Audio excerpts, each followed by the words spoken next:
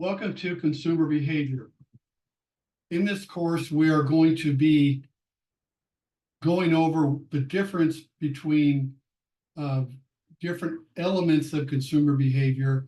And really, we're going to be focused on what consumer behavior is, how it affects our purchase decisions, and how we can make better business decisions because of it. This is the first of a series of short lectures, if you will, probably 20 minutes. Each week there's going to be a different one. So, and they're going to coincide with each of our modules, which will continue through the course. So here we go. Consumer behavior is, by definition, a structured process, the way we analyze trends, consumer attitudes, intentions, and how it leads to decisions about purchases. And it's really where psychology and marketing intersect. That's why a lot of people are interested in it, because it does have a psychological element to it. Now, why is it important? Because as marketers, we need to understand how consumers think, how they react, and we need to understand their path. You know, how do they make decisions? Where do they start and where do they end? And then after the end, ending in a purchase itself, what happens next? Well, we have post-purchase behavior. We have to manage that as marketers, and we call that buyer's remorse. We have to manage that. So we need to understand how consumers think and how we can anticipate that and be better marketers. One of the key concepts in psychology, if you've had any psychology courses, you may have, I'm not sure. But if you haven't, we'll go over Maslow's hierarchy of needs. And so what level of needs do we focus on as marketers? You know, we have physiological needs, we have safety needs, love and belonging, esteem, and also self-actualization. The more we go up the pyramid, what that means as we go up the pyramid is that our lower level needs are satisfied. So we have a physiological, we have food, we have water, you know, we have a place to live. Then in safety, you know, we have a savings account to keep us safe. We have, you know, even burglar alarms, things like that. Those keep us safe. We want to be in a safe environment. Once those are satisfied, we can focus on love and belonging, and we can focus on relationships, things like that. And then theoretically, once you have that established, you work on your esteem, which is how high you want to go in your field, you know, those types of things. And then self-actualization is where you actually have everything else satisfied, and you are trying to figure out your place in the world or your place in the universe. And that's where self-actualization is. And so marketers need to know what level they are appealing to. So we're going to be talking about that a little bit. So what's important for marketers is their ability to appeal to at least one of the motivational drivers, at least one of them, sometimes two, sometimes three. Each area of business falls under one of these tiers. And so we need to think about that. So where would insurance, you know, you want to buy insurance, have to have auto insurance. Where does that fall into? That falls into the safety need. So just to give you an idea, there are different products that fall under those different tiers, if you will. And these are some of the listings. So we have, you know, you have to have medicines, staple items, food, water, sleep. You go up the pyramid, you got to have safety. And these products, when people are selling alarm systems or they're selling insurance, they're really appealing to our sense of safety. And then clothing and grooming products, things like that, you know, they appeal to the third level, which is belonging, it's love, friendship, those types of things. Ego needs or what kind of car you drive, you know, those types of things. And self-actualization is, you know, is it's a level that a lot of people never, at least in the minds of some marketers, they never really get there. But it is where you have arrived. People say, hey, I've been in my field for 40, 30 years. I've gone as far as I can. I've arrived. I've heard that statement before. So we need to be thinking about that in terms of marketing. Now, there's another concept called Herzberg's theory of motivation. And this has to do with Maslow's hierarchy of needs on the left. Then on the right, you have Herzberg's theory of motivation. So the lower part of the pyramid has to do with a day-to-day job. And, you know, and these are just what we're just functioning within a company. And then the upper level of the pyramid has to do with achievement, recognition, getting promoted higher and higher, and those types of things. So there is a relationship. Some of you may have heard of Herzberg's theory of motivation, and it has to do with, it does coincide with the different levels of Maslow's needs, if you will.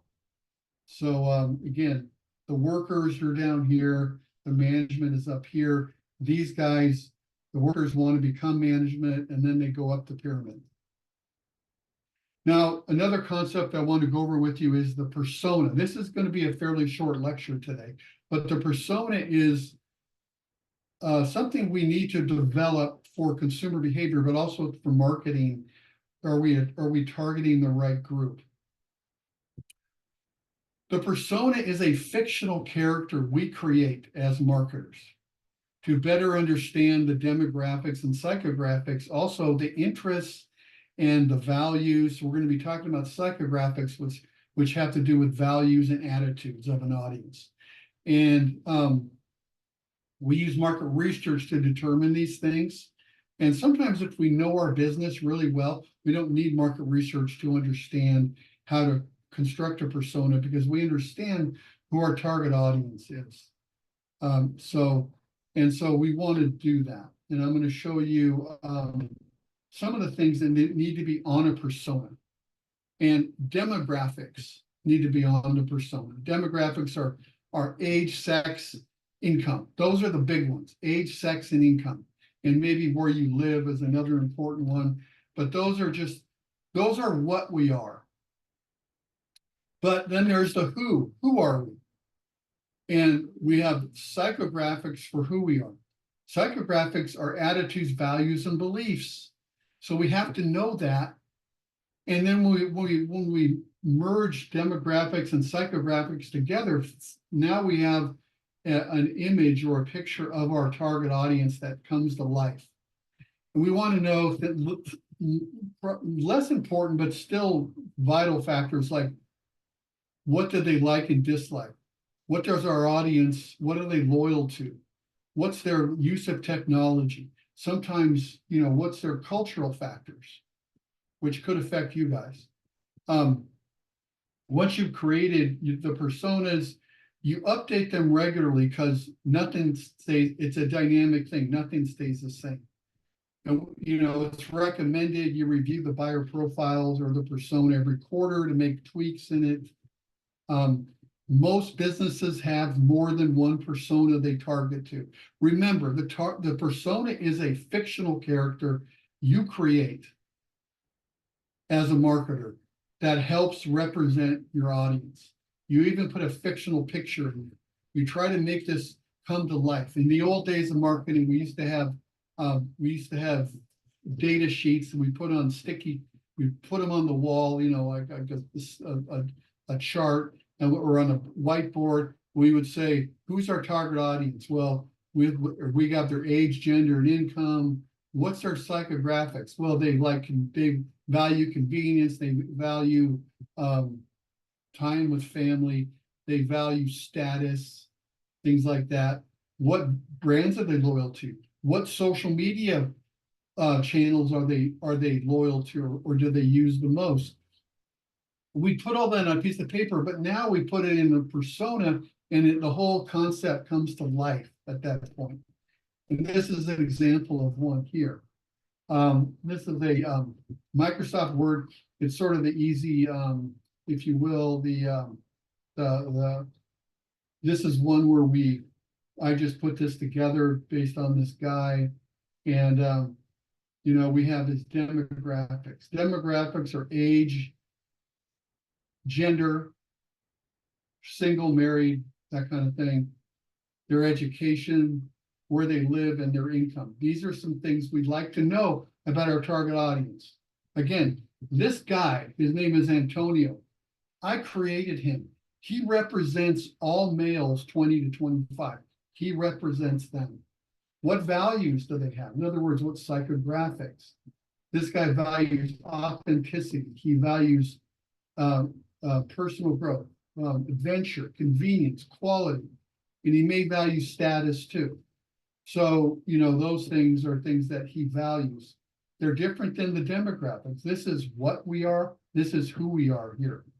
So we want to think about psychographics. Got to have those in a persona. We'd also like to see brand loyalty. And we put, to help illustrate and make this come to life, we like to put images here. We don't just want to list them with text. We'd like to put the images here. Obviously, this guy would be loyal to a lot more than this, but I just put a couple as examples. He just dropped some images in here. What social media does he pay attention to? In this case, it's his top two are Instagram and YouTube, but there also be TikTok. There could be other ones here too. So you list that, you put them in here, put pictures in there. And then here, this is the wild card. We could have use of technology. We can have his cultural factors. If you guys are from another country in the US, cultural factors could be a big part of this. You say, you like family, you are a collectivist or individualistic culture, that type of thing. Or you could focus on use of technology, which, by the way, is important. Because if you're talking about an online application or online app, the audience needs to have some level of comfort with. So these are interchangeable. You can just, when you download this for the assignment, you can just click on this and you can change it. Okay. The number of personas a company would create depends on the business. Usually there's 2 or 3, sometimes up to 5 personas that a business will be working with, because there's different target audiences: males, females, younger people, older people. That's 4 right there. So, it depends on who you're targeting. Could be people from out of the country, it could be locals, that type of thing. This is another form of a persona, which is a more sophisticated form. I just want to show it to you because it's a computer program that you can use if you want to. I'll show you where it is. And again, you got the demographics, the psychographics. It gives you these cool little charts you can customize for yourself. Brand loyalties. Here's a little bio, and we just created about her. So that's what we're going to be doing this week. And I'm going to go over to, this is a short lecture here. Okay, so, and the other ones will be a little more in depth. But I want to go to the modules right now. So we have the syllabus. This is where you're going to be spending your time. You have home here, and you have hold on, I got to get rid of this call. Thank you. We have our home page here, which have already come to, I'm sure. And then you've got different things in the menu. Then we have other issues but where I want to direct you to is modules. This is where, and there's another link down here, the learning modules. this is where really the course is. When you go to the modules, you'll see, and you may have already been here, but there's the syllabus you can look at. There's about me. This is about me here. This is about the course. You can ask questions about the course here. And if you want, ask public questions. If you want to ask a private question, you could, my email address is in here. And then there's the week 1 lecture, which is here. And week 1 started on 9/26. This is wrong. It's actually 9/26. And hold on. I don't want to confuse anybody. So this goes Monday to Monday, okay? Keep that in mind. This is Monday to Monday, this course. It's actually Monday to Sunday, and all these dates have to be fixed. They're wrong. So here's the lecture slides. I'm going to be putting this lecture above it, which is the recorded lecture. There's readings for every week. Here's the assignment. And we're not going to have project teams in this class. This will not show on because they're just going to be some quizzes, and because this is asynchronous, this course. I'm not going to be talking to you live, and so we're just going to be taking the course, reviewing everything each week, taking the quizzes or do the assignment. There is no quiz for week 1 or week 2. But here's the persona assignment. I'm going to pull that up. And you develop a persona that represents you as a customer. But you need to focus it on something. Focus it on a brand you're loyal to. That'll make more sense. So what are you loyal to? Use yourself as a subject. You represent, let's say you're a 21-year-old female. You represent females aged 19 to 24. That's your group. That's who you're representing. So, and it'd be nice if it's a high involvement purchase. In other words, it's a purchase that means something to you, as opposed to buying paper for your printer or new cartridges for your printer. That's not a high involvement decision. High involvement is where you're going to commit, you're going to spend money. It could be a car, could be a new computer, could have been a new phone, it could have been an Xbox or a Sony PlayStation. There's all kinds of things. It could be more expensive, high involvement. Be thinking about that. And think about the last year, because whatever you decide on to focus on, that's going to be what we're going to be working on for a couple of exercises in this class later on. Here's the template for the persona. I need you to download it, save it, and then you can upload it to this assignment. If you wanted to use that more sophisticated, I call it the Extensio version, you could click on here, but just remember that your time is limited there because they want to sell you a subscription, so you can use it. It's cool. Once you've used it for 3 hours, it will time you out. Then you'd have to screenshot it, and so you can save it. But if you want to make it easy, simple, use the Word file, which is right here. It's the model I showed you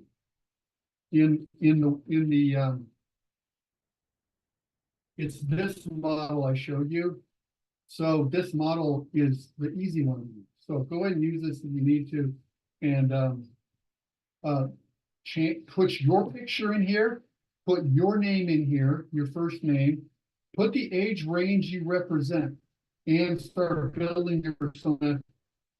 It's good if you direct it towards a product or service, then it kind of helps to isolate yourself more as a consumer of a certain product. So in any case, that's week 1. And I wanted to thank you for your attention. You're going to be seeing this treatment each week. Each Monday when you come here, you will see your the presentation. You're going to see where am I here? Here we go. You're going to see the this every week. starting next Monday, you're gonna be going here. You're gonna be going here, for the week 2 video, and I'm gonna be putting a video lecture here too. And there'll be assignments which I will explain. Then we're gonna get into week 3. There's gonna be a discussion question you'll be graded on. And we're gonna be looking at something called the VALS assignment. Values, attitudes, lifestyles, and we're gonna be looking at that. So that's it for today, and I look forward to working with you guys in the class.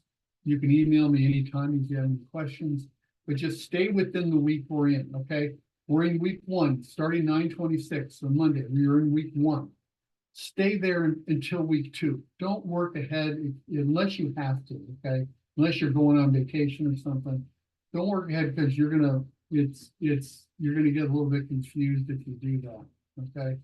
So I'm gonna stop sharing now. Thank you for your attention, and I'll see you virtually in the classroom.